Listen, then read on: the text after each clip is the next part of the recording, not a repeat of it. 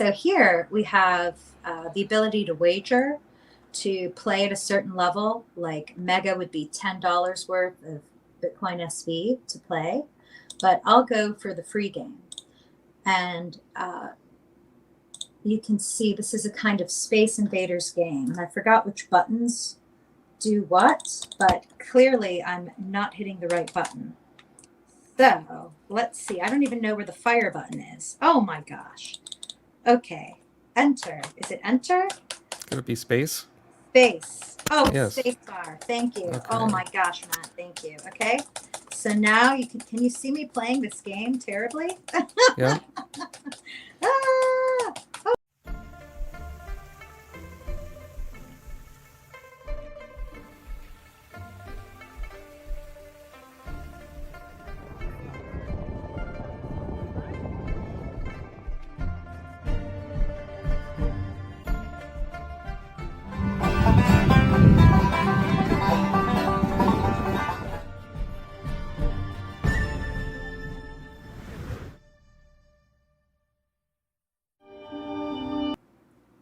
Good day, world.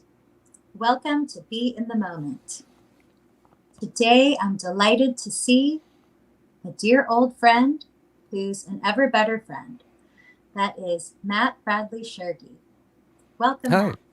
Hi, happy to be here. Thank you.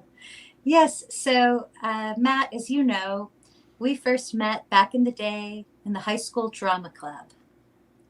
We were actors in a play called You Can't Take It With You. Right. Yeah. And yeah, that was a long time ago. I do remember we did the play, and I was dating someone at the time, and Miss Manis, the teacher, was sort of in charge of all the drama stuff. I guess the whole time I was looking directly at my girlfriend while I was acting, and so they told her to move. And then I spent the rest of that performance panicked because I'm like, oh, did she leave? Is it that bad? Ah! She was there Yeah. in the light booth. Yes. So that was a lot of fun. And yeah, we had an outstanding drama club at our high school. And Mrs. Manis and Dr. Arasi, and then Karen Needle, and some of the volunteers there, the parents, the tailors, and all. We were next level. So hopefully Heather will bring us all together for a reunion soon. Yeah, there is sort of like a Walton drama Facebook group, but there's not a whole lot on there. But maybe if there's some anniversary or something, I don't know. Because are you in Georgia these days? Yes, I am. I'm in Marietta. Okay. Oh, Marietta still. Okay. Hmm. And I've been in Yeah. Portland, Oregon about 16 years, I guess. So it's been a while. Wow. And yeah, I wanted to ask you, how do they say good morning in Portland? Um, they'll just say like morning, or a lot of the people in Portland just sort of keep to themselves. They don't really say much of anything. And now that I've been working from home at this new job I'm at, I go in the office once a week, but I don't see other people as much, so you don't hear it as much. Right. But it's big city, eh? And you've got pretty heavy Uh, traffic too, I've heard. yeah, traffic's bad. I wouldn't call it. I mean, Atlanta feels more like a real city, I think, than Portland is. There's downtown, there's trouble, parking is difficult, and there's traffic. But I don't know if I'd call it a big city. There's definitely things to do. A lot of restaurants, a lot of movie theaters, a lot of that kind of stuff. Because it does rain a lot. I don't think quite as much as Washington, but Neato. And what is a quintessential Portland expression? Like in Marietta, we could say, hey, y'all. yeah. I don't know about expression, but it's more like the pronunciations of certain words you can use to pick out a tourist. Like Oregon gets mispronounced as Oregon a lot, or there's the Willamette River that gets mispronounced. And the big one that sticks out is there's a street downtown called it's spelled like couch, but it's pronounced cooch street. So Ah, it's little things like that with slightly different pronunciations that sort of stand out the most. But right. Yeah, that's fun. I love to discover hmm cities. So thank you for taking us on a tour. sure. Yes. So I've watched you on YouTube as you have been streaming your game reviews for several years now. And also, I'm a big fan of a book that you published where you talked about your whole experience to start podcasting. And I really felt inspired by you and kept that in the back of my mind and eventually started doing it myself. So, yeah, thanks for that. Oh, And you're welcome. No, that was fun to write, and it was one of those I sit down and start counting the years I'd been doing podcasting on and off, and it had been, I think, 15 years or something at the time I'd written the book. I started almost immediately when I was out of college with, unemployed, too much time on my hands, and needed something to fill part of that void. And no, it was fun to write about, and it's just something it still keeps on going as a format. I think that's what really surprises me. I thought sometimes you have a podcast, it's just a radio show that then they just have a version you download, which doesn't make it so different. But that the format's been around a while. It's easier to do. It's cheaper to do audio than it is to do the YouTube if you don't want to do the video part. It's just a lot more accessible. Even with I mean, you could do the whole thing on your phone if you wanted. It wouldn't sound very good, but there's people that have done it that way, and sites like Anchor.fm does that, where it's an option. I just think the more people that can do it, I think the better. And it just has such a wide range of topics that you wouldn't get on the radio, and you can listen to it whenever you want, so it's more convenient. yes, and I recall Jason Alme started a podcast as well, someone we went to school with. Okay, I didn't know that, but yeah.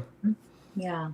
So it's just fun to listen to everyone's ideas and yeah, you can learn a lot. So the thing that I watched most recently on your show uh was it an escape to Pirate Island? Oh, yeah. It's a game that's coming out, Return to Monkey Island. I was doing some news videos on that. I've been just busy, but I have some more I need to do. But yeah, so those games originally came out in the 90s, and there's a new one by the original designer, Ron Gilbert, who hasn't worked on one since the mid 90s. So people thought he wouldn't go back and do it. And they just announced the price on it. It's like $24.99 for the PC and Nintendo Switch. And of course, it's coming out on International Talk Like a Pirate Day, which is sometime in September. So that's a fitting release date for the topic. And it's sort of, yeah, like pirate comedy, but one of those like puzzle games where you're talking to people and trying to figure out what object to give to who or how to unlock the door. They don't make those that much anymore, but you still see them every once in a while. And I recall you started out on your father's PC playing that game. Yes, yeah. My dad had an old, I think it was 386 with like Windows 3.1. This was quite some time ago. It didn't even have the sound card. It was like PC speaker.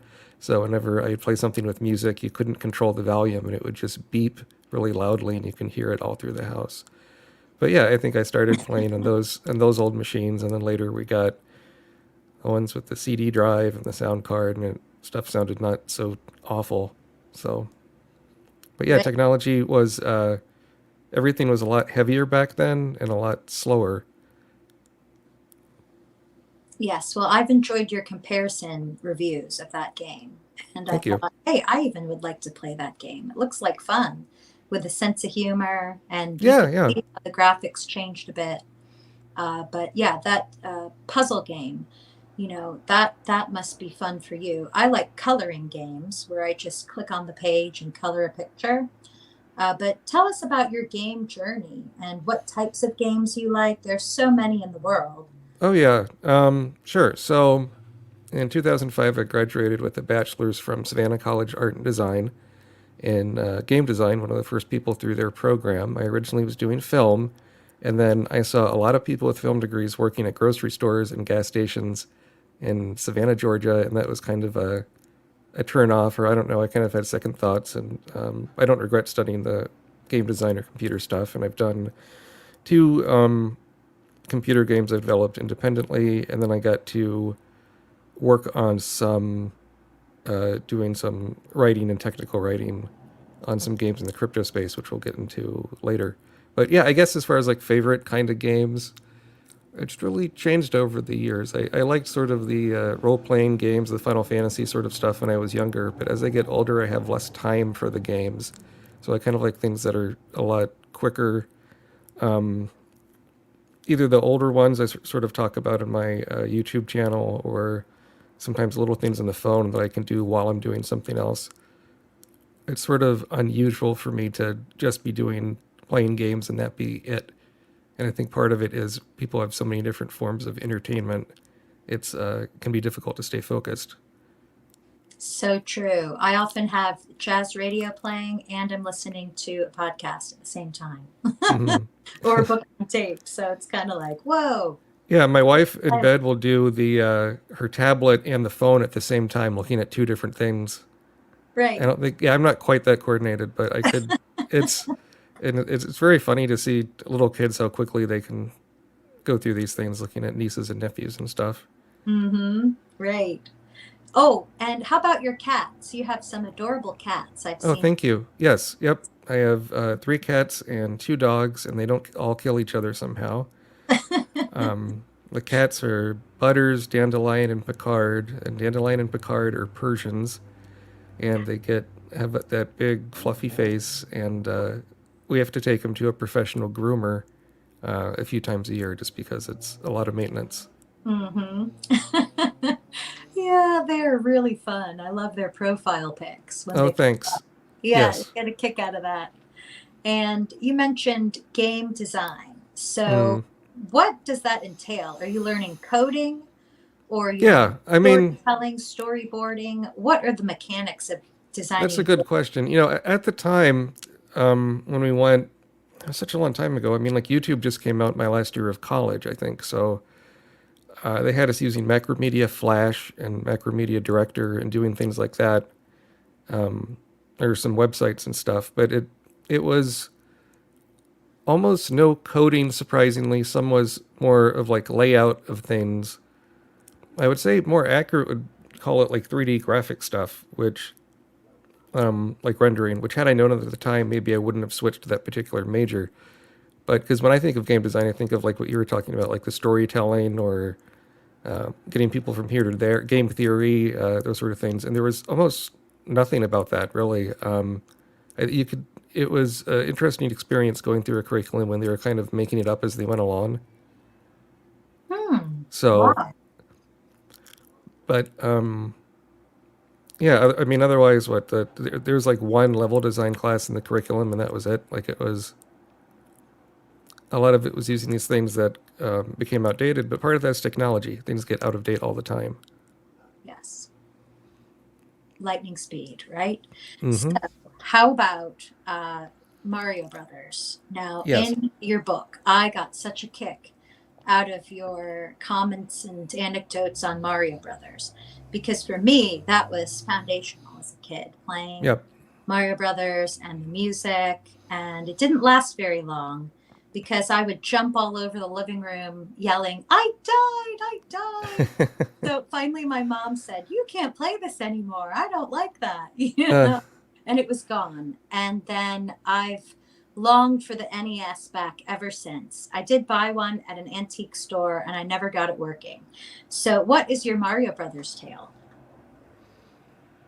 I mean, yeah, I guess for most people, Mario Brothers was their first game. It was certainly one of my first. And the thing I think back is, as a kid, you even watch little kids now play it on the old Nintendo if they're at some convention or something.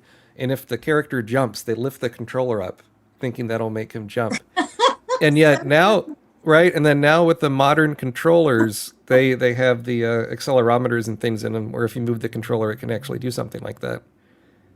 good point. Right. So that's something that sort of, and I'm not sure why. You don't have to tell someone to move the controller around. They just sort of do that by themselves, and then it can actually do things. Is different, and that the thing I don't miss at all is the controllers used to have the wires that didn't stick out very far from the TV, and so you'd be tripping over the wires and having to put them away and Right. uh, Yeah, I things remember like that. that. Yeah, you'd have to blow in the cartridges to get them working because they'd get dirt in there. All Hmm. these little, and now, I mean, I guess they still have the Blu-ray or CD drives in the systems, but or the cartridges, but mainly it's all downloadable. It's just a lot easier and a lot less finicky than it used to be. And I Hmm. think people take that for granted sometimes. Yeah, I mean, it's a happy memory. Now, in Mario Brothers, there were the coins, right? So you would Yep. jump up and you would gather the coins. And then at the end, you would add up all the coins and then jump on the flag and the bells would ring. So then there were these massively multiplayer online role playing games that came out Right. where there were in game currencies and they were just in that game. But it was kind of a big business where people would, like yourself, that have limited time, would pay someone else to grind in the game and level up. And then they could come in and play and, lead the league to defeat the other league, yada, yada, yada. So now, with the emergence of crypto, we're seeing crypto games where you can actually cash out those leaderboard earnings and then maybe go buy something with them. Right.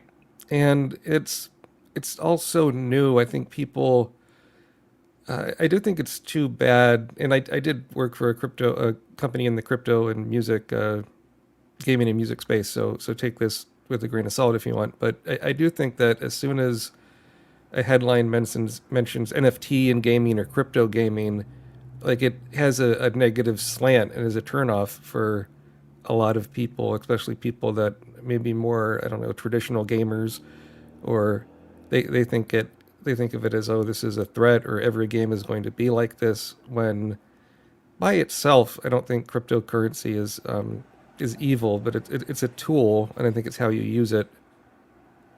Fashion NFTs, where you can buy an NFT in a game and then get a wig or, some tangible hat or something fun. I know they have. Yeah, and you have some of the NFTs where it's both a physical and a virtual object. I think that's the ones I sort of find appealing because you get something that you can actually physically have in your room and go, oh, that's something, but then it also has some utility in the game. Hmm. Yeah, that's fun. But I know what you mean about the gamers. I have a cousin in England who plays those role playing games, the board game, Mm-hmm. Yep. with extremely intricate backstories. And when I was telling him all about the games and how you can earn money from playing video games, Mm-hmm. he said, never will I do that. I play to play. So there is a different culture here, there, and everywhere. This concept of monetization, it's an opportunity that's there, but then there's also all of these different scenes where there's already set uh, ideas and, mindsets about money. Definitely. And I do think with crypto, and maybe we'll touch on this later, I don't know, but I think one of the big things that makes it difficult for people is the whole way to get a wallet up and running and then connecting that to the game is, or whatever ecosystem you're using, I think is still far too difficult for most people. It's Yeah. often a lot of steps. It's a lot to ask someone to do, and then you have this stuff with the secret phrase and all those things. Right. And you have to be with crypto. I've made this mistake a few times. I don't think it's too unusual, but you have to be careful of when you're sending it to a wallet, making sure it's the right kind of wallet that can take that specific coin. Exactly. Yes. So, like, So it might be on Polygon or Ethereum or whatever. And if you send it to the wrong one, whoops, it's all mhm. gone. That's it. So have you played games that have gone to those places, like Polygon or Ethereum?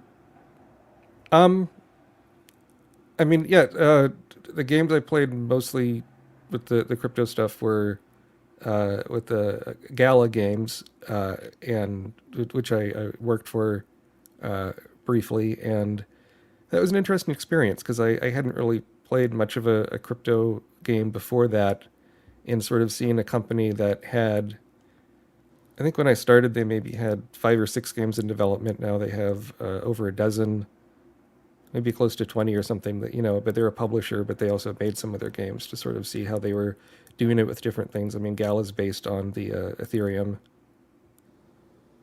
Okay. and And and that's when one or Ethereum 2 or Ethereum one, okay.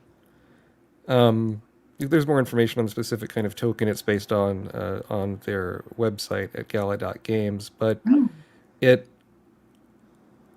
I mean that yeah, I mean just getting someone to know what a wallet is and to know what this is, because there's so many scammers and people using bad links for things, Oh and my. people buy into it like, okay, well, I'll put, I don't know, $100 into this, $50 into this, and then they can't remember what their password is, and they might give their login to someone and they'll lose all their stuff, like all the in-game stuff. I mean, that kind of thing happens all the time, and I'm not quite sure what companies can do to reduce the barrier to entry while keeping the security high in there, because it's at the end of the day, I mean, even though it's cryptocurrency, it is money of a kind, and you would expect something involving money to have more security than I don't know, just like a search engine or something. You have expectations. You think you're.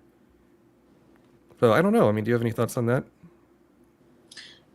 Yes, the barrier of entry is high for all games. It's just the will to persevere and make it happen.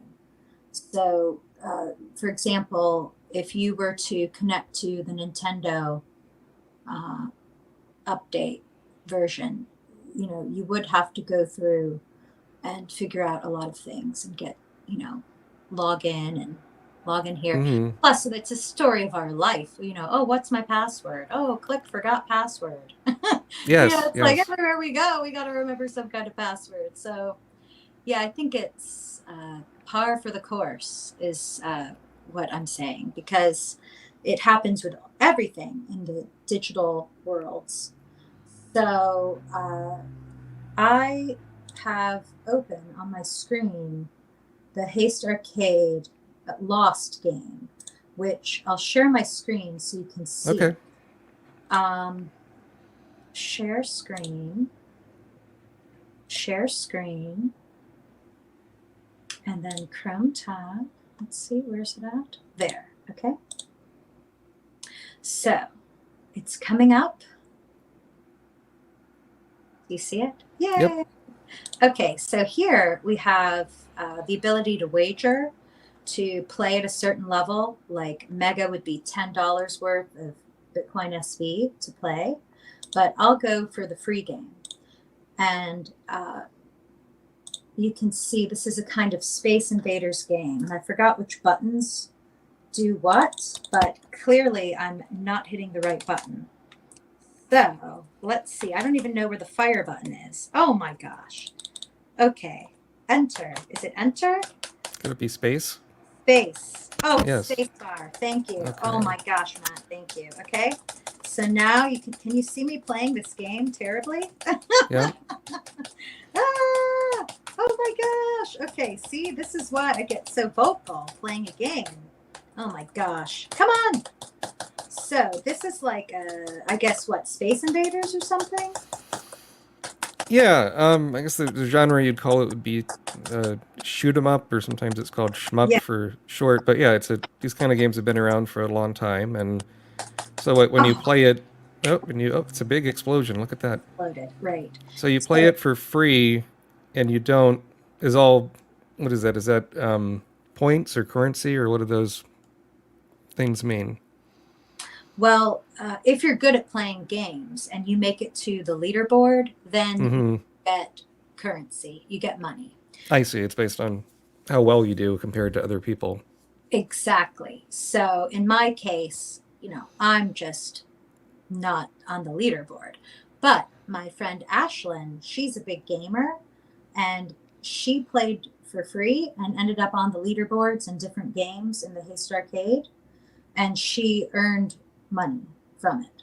So you can do that. Now, I could go back to the arcade, but Lost is just one.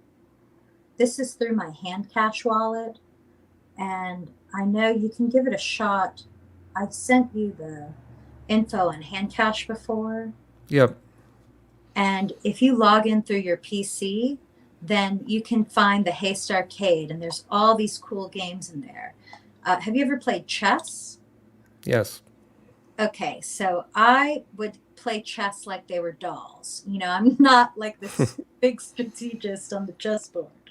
But you can meet someone for a match in POW chess. That's POW chess, like proof of work. And Ashlyn and I, when we were playing games, we did go in there, but it was on a Sunday and nobody was ready to play with us. So if you go into that game, you could find someone to play with. But this one is the most like Mario Brothers. This is called Jump. Can you still see this? Yeah. Yep. Okay. Is it live? I don't see it on the screen. It says jump cost per play launch game. Okay, I'm on a different Chrome window. Let me update that in the StreamYard. So, thank you. Now, you're a good gamer, so it would be more interesting to watch you play than me. I just love to watch people play games rather than play them. Well, that's a big thing too, isn't it? You have Twitch and YouTube and all this streaming stuff of people playing the games. I mean, I guess people could do that with crypto games. I never thought about that, but there must be an audience for that too.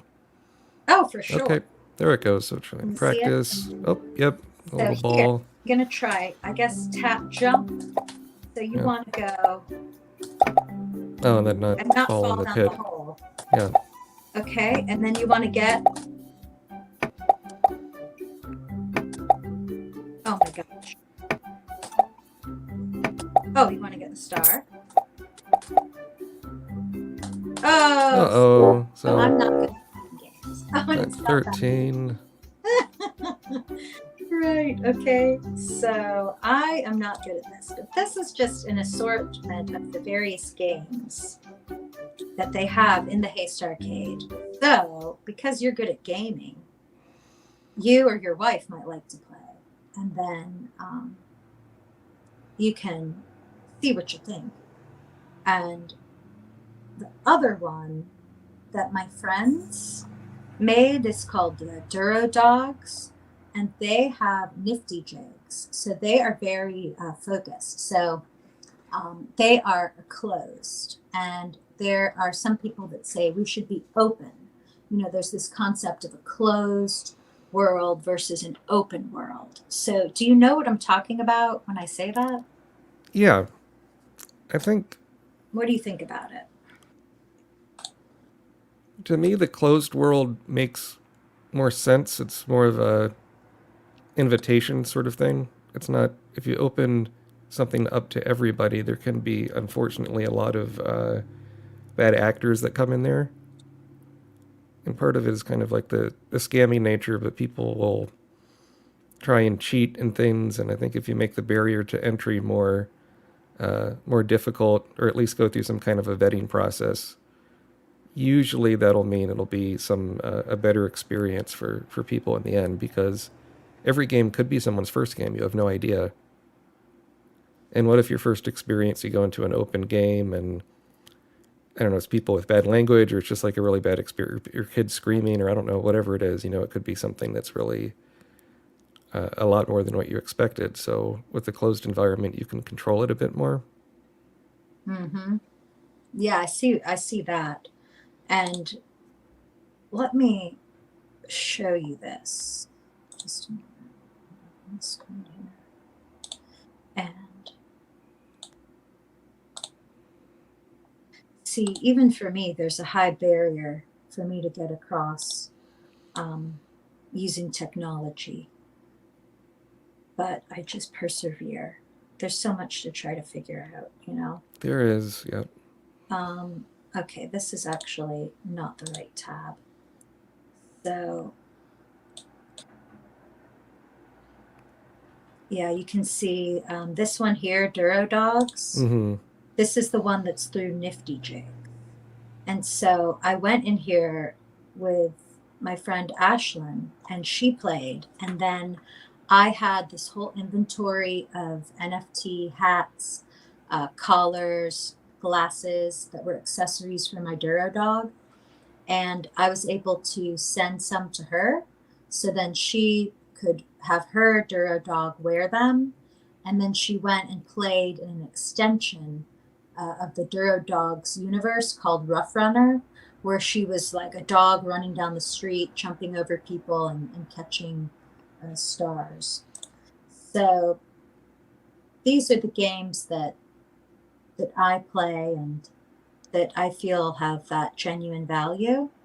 So I want to let everybody know, like, hey, this is out here. You can try it. But like you said, there's a lot of options out there. So let's see what people want to do. Right.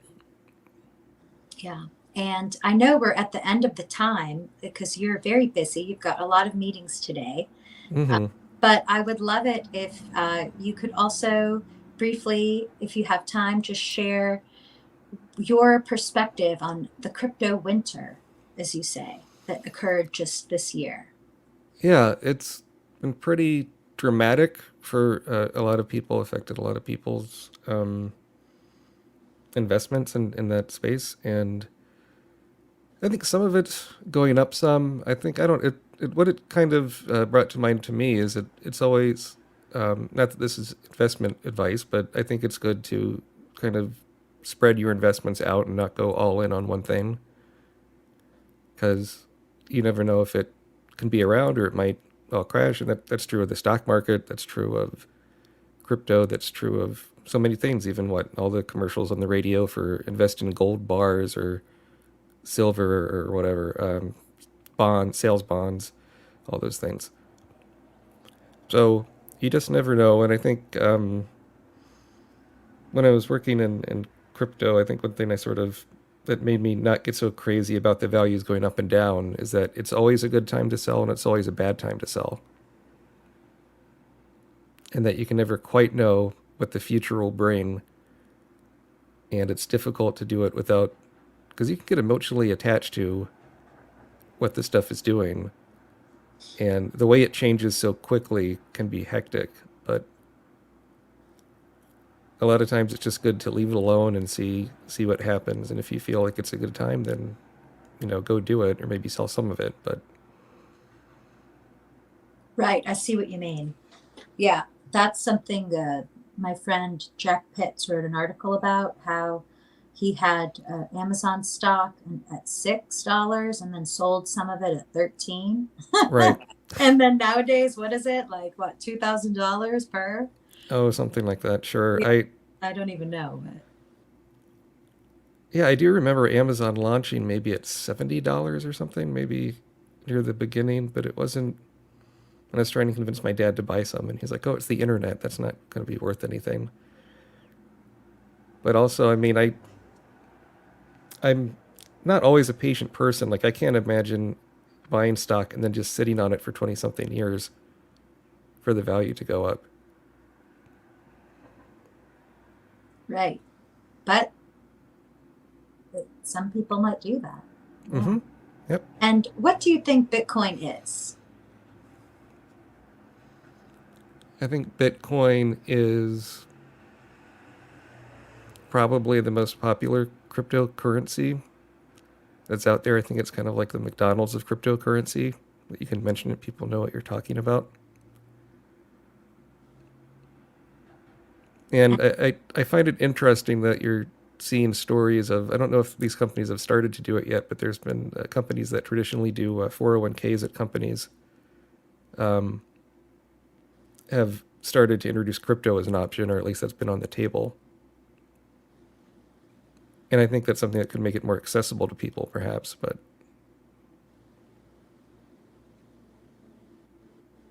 Mm-hmm. And then what do you think Ethereum is? I would describe Ethereum as, a lot of times you buy stuff in crypto and then it has what they call gas fees, which is what Ethereum is. I look at it more as like what they used to call shipping and handling when you order things off TV, and that you often need it to complete sometimes a purchase, but sometimes it's just sending it from one wallet to another, or to OpenSea on a different marketplace, something like that. Ah, and have you been on OpenSea with all the NFTs there? Yes. Oh, okay, and what do you like to do on OpenSea? Um, it's been a while. I was able to, when I had some more crypto than I do now, I was, sometimes I'd get some artwork and things on there, and sometimes I would try and flip it and not do that well. Sometimes it would go okay. I found some where like they would use some of their earnings for charitable causes and do some of those. But it's the variety of stuff out there, and the variety in cost and the different things. I think it just really surprised me. The highs and the lows. The highs and the lows, and I mean, as an experiment, I put some NFTs up there that were just smiley faces, and nobody bought them, but that you could set it up pretty simply without much work. I thought was sort of impressive. And I'm especially interested in the AI generated art, and there's quite a lot of those apps that do that, and the artwork, some of it looks pretty good. It's actually pretty impressive what you can come up with. It is. I've seen some of it too and thought, ooh, I like that. But I suppose AI is just something people programmed, so it still has that human touch. Yeah, at the end of the day, it does, and it learns. I mean, I used to do testing for the Google Home speaker on a contract, and someone I worked with, she had some of the Google Home speakers and some of the Alexas, and she put them in a room, and she said they would talk to each other all the time and make strange noises. Interesting. Yeah, so who knows what? Because if they're listening, they're also everything those smart speakers listen to. It takes in what people are saying, Right. and what are they doing with that data? Or how do you filter through all that to get any usable information? That's what I find surprising. Oh, yes. Because there's so many different words and expressions and slang and accents and Yes. There was a show I watched with these people that had worked for the NSA. They had invented the technology that would filter out the meta, and it would target certain words that would be more useful to analysts that were focused on different topics or different locations. And yeah, they had a lot of pushback, but maybe that technology is used. I don't know. I'll have to share it. You can watch that video. It was like an interview, a round table with those people. But there was the big metadata machine that was like approved. And then that was just gathering everything from everyone. But then there was the more agile technology that these two guys had made. And that one was the targeting one, where you could make more sense of the data. Because that's where we're at in this age. It's like all the metadata is up there. well, and I like you on some of the televisions. It has a remote you can talk into, or you can talk at the TV. And in the fine print, it'll say, "Don't have private conversations in front of your television." I mean, to me, that's frightening. Yeah, have you seen the size of TVs nowadays? Where can you put? Yes, they're huge, right? And you don't know what the radius is of how it can pick up the sound on some of those. Like, it's just, yeah, I don't know. Just Mm-hmm. be careful. I know. Don't assume everything is for your best interest out there, no matter how good the commercial is. Right, that's right. Oh, well, Matt, thank you for your time today. And how could people follow you? Yeah, so on Twitter, I'm MATWBT. Or you can, my podcast, Sequelcast 2 and Friends, looks at movies with sequels and sometimes games with sequels. We're currently looking at the Revenge of the Nerds movies. which there's 4 of those, and we talk about one of the unaired TV pilots. And those hold up and play quite differently today than they did at the time. So that those have been interesting ones to look at. I bet I'm going to watch those episodes of yours. Okay, great. Yes, thank you. And also, what is the title of your book that people can buy on Amazon? Yeah, well, so with the books, I'm sort of having to self-publish them for reasons, so you can't quite get some of them yet. Kind of figuring that stuff out. But yeah, the one book is called Podcast You Nerd, My 15 Years in Podcasting Hell, or something like that. It's great. And the website is also matwbt.com. That'll have the links to the books. Yes, and I'll put that in the description box. Thank you. Yes, so everyone out there, buy that book and read it up. You'll be laughing out loud for Great. an hour and a half, probably, or however long it takes you to read. So, Matt, you are lovely. Thank you so much for your time. And I hope we can do this again. Maybe next time we could play some of those gala games you spoke of. Yeah, that'd be fun. Yeah, we'll just see how it goes. We'll just game Okay. up and level Great. up day by day. Okay? Mm-hmm. Yay. All right. Well, thank you so much. And if you enjoyed this podcast, then please do give us a like, hit the like button, and remember to subscribe. So, like theater, we've got props. Remember Yep. to subscribe. Okay? Thank you, folks.